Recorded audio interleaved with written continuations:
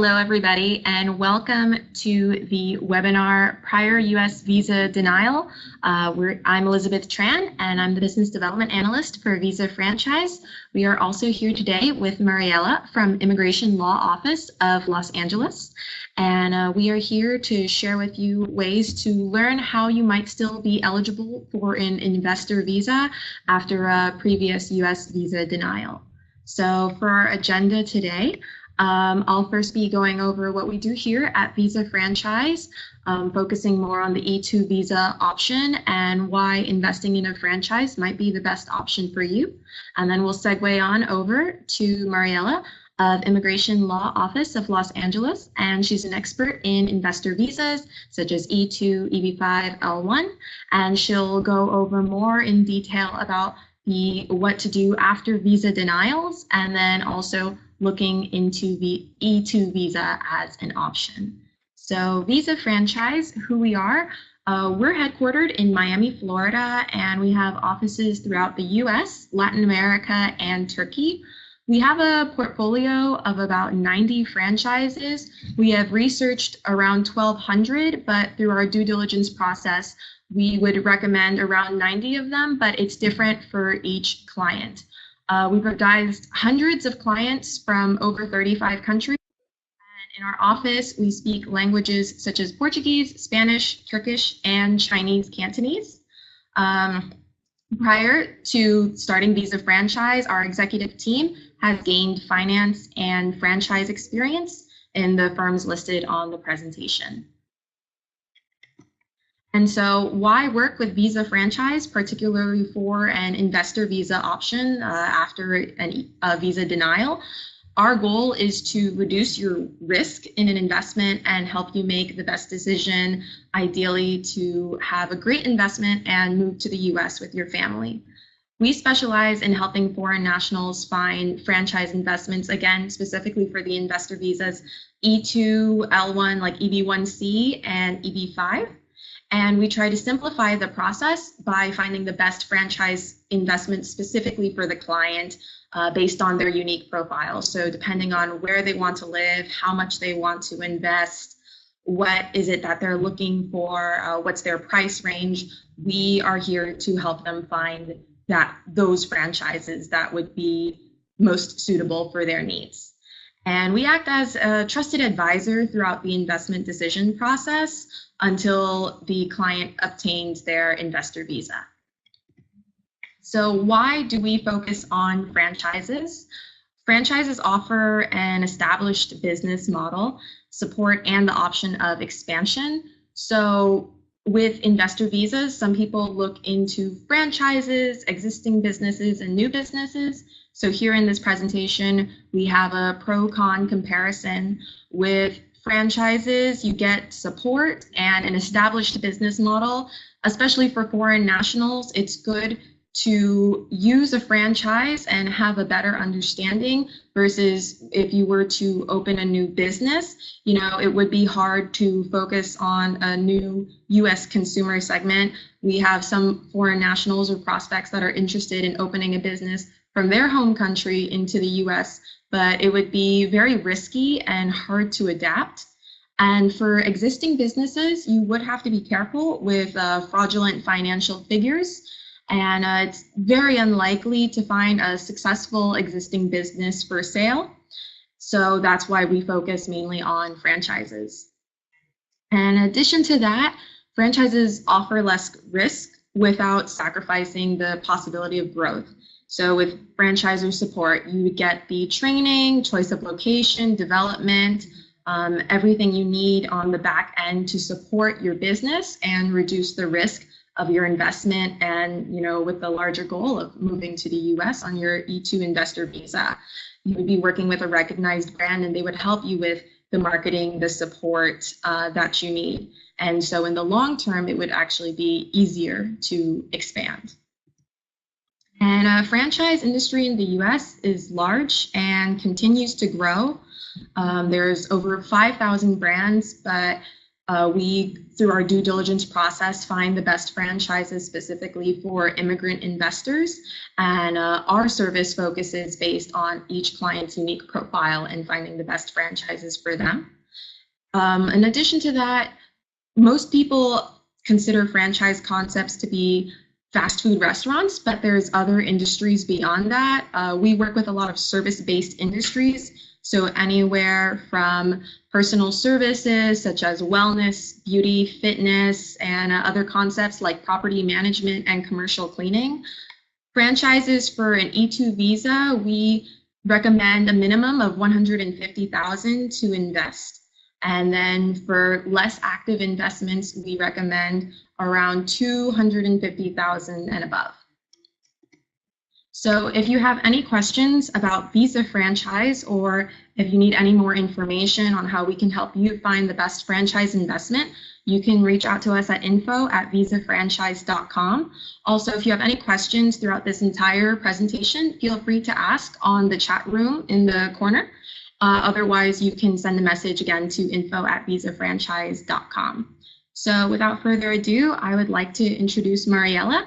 She is an expert, again, in the investor visa process, and we look forward to having her speak. So thank you so much for being here, Mariela. Hi, thank you so much for having me. Like Elizabeth said, my name is Mariela Sagastumi. I'm the managing attorney at Immigration Law Office of Los Angeles.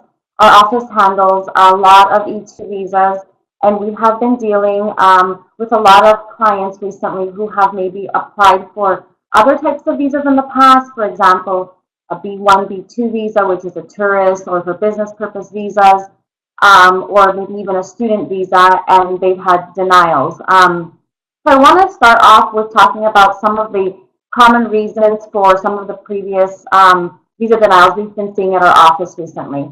So the first two are if you don't provide all the documentation. So for example, if you're missing a birth certificate or a police record.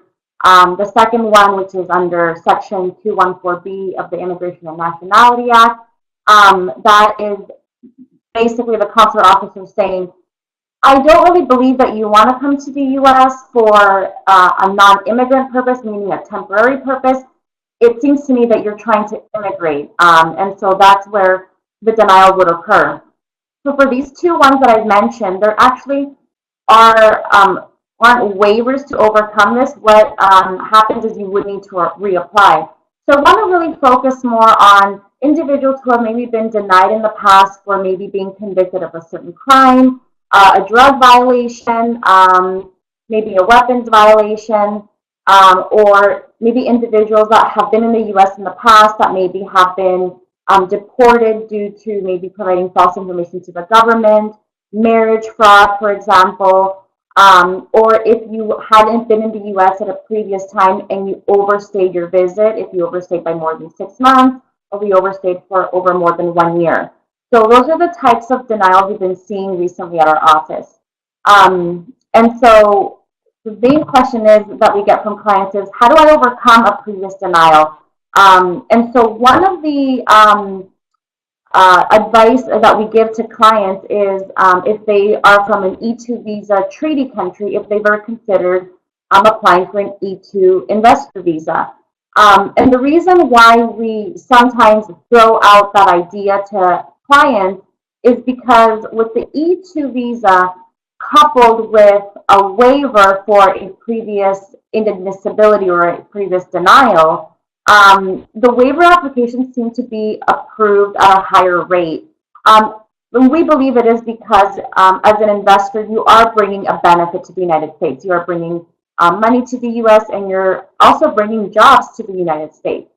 So that being said, in order to overcome a previous visa denial, and if you want to apply for an E2 visa, you have to apply for what's called a waiver. So if you are found inadmissible or basically ineligible for entry to the United States or obtaining a temporary visa, a waiver is a type of pass, basically, that the government gives you in order for you to be able to have your E2 visa approved despite having a previous denial or having a previous inadmissibility issue in your file. And so I wanted to talk about also, give a little bit more information as to what standard the consular officer uses when they are evaluating a waiver. So the first thing that I always tell applicants is that when you're applying for a waiver, there are factors outlined in the manual for the consular officers. This guidance that they provide them is comes from a case called Haranka, matter of Haranka. It's a case from the Board of Immigration Appeals. It's a very old case. It's from 1978. But that case outlines all the requirements that an applicant must meet in order to have a non-immigrant visa waiver approved. So I want to go over some of the main factors. So there's three main factors, and the first one is, what is the risk of harm to society if the applicant is admitted, if they're approved? So if they're approved the waiver and they're allowed to come in, is there a risk to the United States for doing this? So for example, is there a national security risk? Is this person a dangerous individual? The second requirement is, or factor that the immigration officer, consular officer looks into is the seriousness of the act. They want to see is how bad was it? Was this charged as a felony? Was this charged as a misdemeanor? If, for example, it was a criminal conviction. They'll also look at things as to the type of crime. So some types of crimes that probably will not get approved are just very serious crimes, like a conviction for murder. But on the other hand, there are other inadmissibility factors that could be waived. For example, if you were in the U.S. previously and you engage in unauthorized employment, which has been very common for some of our clients, or if for some reason you overstayed. So some of those are types of inadmissibility factors that would likely receive a waiver. And then what's the importance of the applicant entering the U.S.? So basically, and that's what I talked about in the beginning, is what benefit is this applicant bringing to the United States? So if it's a business-related reason, like I indicated, if you're opening an E2 visa company, then this business benefits the United States. So this would be a really fantastic reason for the consular officer to recommend your waiver to be approved. And then some other things that the government will look at is the nature of the offense, what the circumstances are that led to the offense, or to you maybe overstaying or working without documents in the United States, how recent it was, and we put a little note here that any crimes that are committed or inadmissibility that occurred within the last 5 years, it's really tough to get those types of waivers approved, but not impossible. Our office has had great success with having waivers approved even 2 years after the applicant was either deported or it was discovered that there was an immigration violation that may have occurred.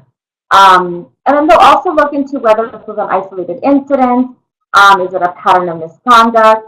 And so that relates to maybe if there are drug possession or drug use inadmissibility issues. So they want to see if you are maybe a drug addict, and if that's the case, then likely your waiver will be denied. To overcome that potential denial, we assist clients with methods of showing that they've reformed or methods to show that they have rehabilitated. So if you work with our office, we can discuss some of those things with you further. The other thing that individuals need to remember is that for these types of waiver cases, they look into the matter of Haranka. They referred back to that case. And I want to talk a little bit about what that case entailed and who was involved in that case. And so this case related to a Canadian woman who had been convicted of prostitution and had admitted to heroin use to a law enforcement officer. And based on that, she was deported. She then reapplied for another visa, and that visa was then subsequently denied. So That case was appealed to the Board of Immigration Appeals, and the Board of Immigration Appeals reversed the denial. And they actually indicated that in order to have a waiver approved, the reasons for you wanting to have a visa don't have to be a compelling reason. So the other thing that they pointed out in that case is that it's discretionary for the officer to recommend approval of a waiver. And what that means is that the officer really has the ability to look at all of the factors in your case, to consider all of the evidence, consider factors like rehabilitation, consider factors as to the recency of the violation, and decide if whether you are deserving of that waiver. So, in essence, these waivers are formulated in a way and structured under the Immigration and Nationality Act to be very liberal, to be accessible to individuals. So that being said, although that is what the intent was, we are seeing recently that the Administrative Review Office, which is the office that approves or denies these waivers, is sometimes taking a more stricter stance, and we don't know if it's maybe relating to the new administration. So based on that, we do highly recommend that you engage with counsel that is competent and counsel that is very well versed and experienced with these types of waivers. And one other tip that's not on the slide, but that I kind of wanted to give you if you are going to work with an attorney is I would recommend that before you meet with the attorney to write down your story. So explain what happened, how it happened, where it happened, and what led up to the violation. So if, for example, you were in the United States under a valid visa and you worked without documents, what happened? Did you have an accident? Was there a family emergency? Was there something that caused you to not maybe justify it, but to maybe explain a little bit better why you engage in maybe unauthorized employment or violated immigration law in the past? And so I kind of want to go over too as to how you apply for a waiver. So the waiver, there is no specific application. There is no form that you fill out. I know that for some applicants who have already filled out these applications, they go online and they file what's called the Form DS-160, which is the non-immigrant visa application form. So if any of you have navigated through that form, you'll see that there is no place for you to be able to apply for a waiver. So the reason for that is that the inadmissibility or the ineligibility that is put on your file as to why your application should not be approved or your visa should not be approved, that occurs at the point of the interview. So the way it would work is, say you're applying for an E2 visa, you would work with your attorney and your attorney would submit the E2 visa on your behalf. Some of the E2 visas, depending on what country you're applying in, are filed electronically and some of them are filed by a paper filing. So that would be submitted, and then at the time of the interview, the officer will then ask you several questions. Based on the answers on your DS-160 and the answers that you provide verbally to the officer will make a determination if you are inadmissible or ineligible for a visa, and then they will provide you a verbal explanation and a written explanation as to why you are ineligible. So once you determine that you're ineligible, that is when you ask the consular officer, I would like to apply for a waiver. And the way that you apply for the waiver is well before the application. So if you're working with an attorney's office, the attorney will provide you with a paper packet which will have the waiver. And basically that will outline all of the factors detailed in the matter of parenca or under INA, Immigration and Nationality Act 212D3, which is the actual name of the waiver. So when considering the type of waiver application, we include a written brief. So it basically is a written argument which explains all the factors and why our client meets and exceeds all of the requirements.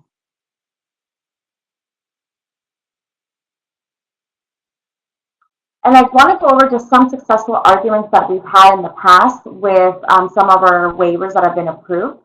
So one of them is, and these all more relate to E2 visa applicants. So I want to point out too that these non-immigrant waivers are not just available for E2 visa applicants. They're available for other non-immigrant categories.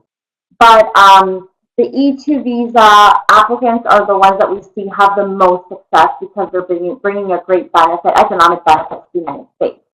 So one of the arguments that we used for one of our clients was the non-existent risk of our waiver applicant overstaying or violating the terms of an E2 visa because of the substantial amount of capital already invested in his or her startup, the revenues currently being generated by the company, maybe that they have clients, that they have U.S. customers. And then we also like to point out the applicant's academic and professional history, their personal and financial ties to their home country. So in that sense, we hit every single factor. So this previous applicant had a previous time of overstay, had worked without documents, and had not been back to their country after they had a student visa for many years. So this one was quite a hard one to overcome. But the E2 visa business is doing very well. So we pulled a lot of really great arguments from there. And we pointed out really the financials and the projected success of this company. And then we also provided a lot of heavy documentation to show that our client actually had property in their country, that they have a lot of family ties, and that they have also another small business that they do have to tend to on a part-time basis with another partner in their home country. So that showed the officer that this applicant has a great incentive to not violate immigration laws in the future, and an incentive to leave the United States once the E2 visa is expired and the applicant doesn't reapply or renew it. We also like to point out to show, recognize leadership, accomplishments in your field, and basically just to demonstrate what kind of benefit you could bring to the United States. So maybe if you've provided public service or volunteer, or you've used your business, your expertise in a way to help, underserved populations, you can use that type of evidence to show that in the United States, this is the type of person you are, and you are going to continue to give back now to the new community you're going to be a part of. So we look at a variety of different positive factors, and of course, every case is different. Every individual is unique. And that's why I wanted to give that recommendation to provide your attorney with your story. And what an attorney is really doing when they're applying for a waiver is they're telling the officer about your story. They're telling the officer why you did what you did, what happened, and how you're showing that you're not going to make the same mistakes again. I also wanted to go over just one last reminder as to certain crimes and certain activity that is not waivable. So an example is, if we talked about this, is if you're a danger to national security, or what the risk is of you being admitted to the United States. So I just want to make it clear that if you are found to be ineligible or inadmissible because they suspect that you're coming to the U.S. specifically to commit espionage, sabotage, or another type of unlawful activity relating to opposing or controlling or overthrowing the U.S. government, then that would not be a waivable offense. That would be something that this non-immigrant waiver would not help you with.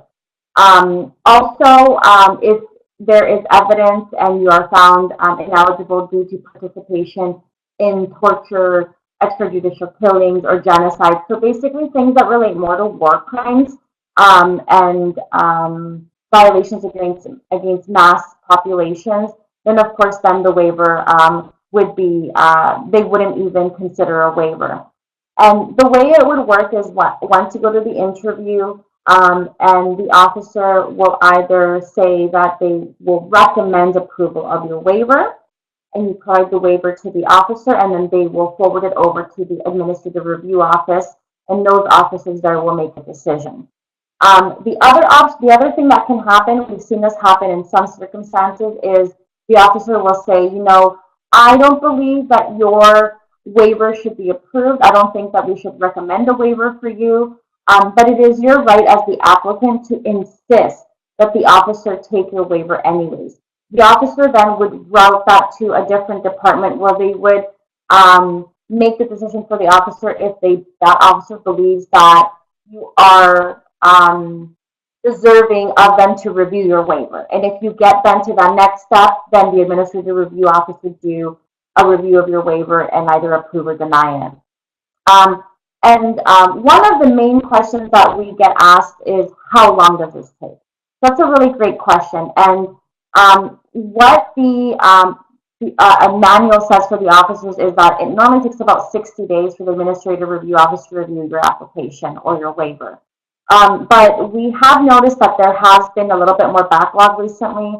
So we are telling applicants to plan well in advance. If you think your process is going to take 3 months, we would say apply 6 months in advance.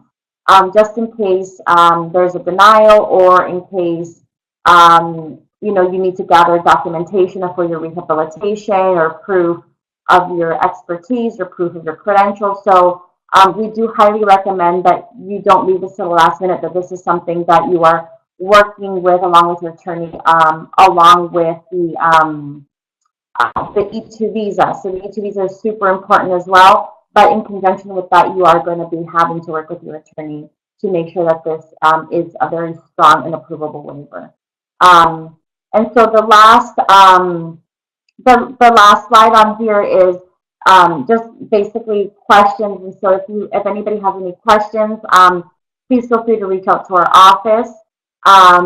Fulfilling this requirement is not impossible for a waiver, but it is very difficult, and we do recommend that you hire somebody that is highly versed with non-immigrant visa waivers. Our office has extensive experience handling these types of cases, and so we encourage you to reach out to us. We've listed our website address, which is www.immigrationhelpla.com. That's www.immigrationhelpla.com. And you can also reach us at 800-792-9889. 800-792-9889. And we look forward to working with you.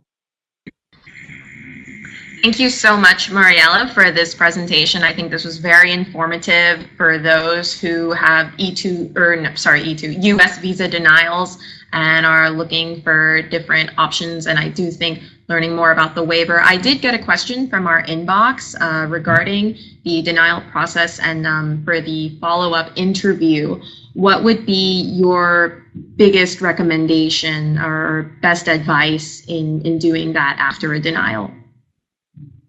So, and one of the things I didn't mention is if you do work with our office, and any attorney that you work with should do this, of course, before any interview, the attorney should give you what's called a mock interview, so a preparation interview. And in that interview, the attorney will, the way our office does it is we mold it to make it a lot more difficult than what your actual interview will be. So we try to over-prepare you. And with that, we ask you what questions they'll ask you, and we'll guide you along as to how to respond to questions, and kind of, sometimes what to say, what not to say. Sometimes providing too much information is not a good thing. So it's all dependent on the case and the applicant's history, but we will definitely make sure to give you a very good mock interview so you feel very confident when you walk in. Okay, perfect. Thank you so much. Thank you, Mariela. Again, if any of you have any concerns regarding immigration, immigrant investor options, or how to overcome a U.S. visa denial, we have the information right here. Also, later on, I will put this video up on Visa Franchise's YouTube channel and send those registered the information on the presentation and video, as well as Immigration Help LA's links and contact information if you have any further questions, in addition to Visa Franchise's information. So thank you so much, Mariella, again, for being here. And thank you so much. All right. Thank you for the event now. Take care.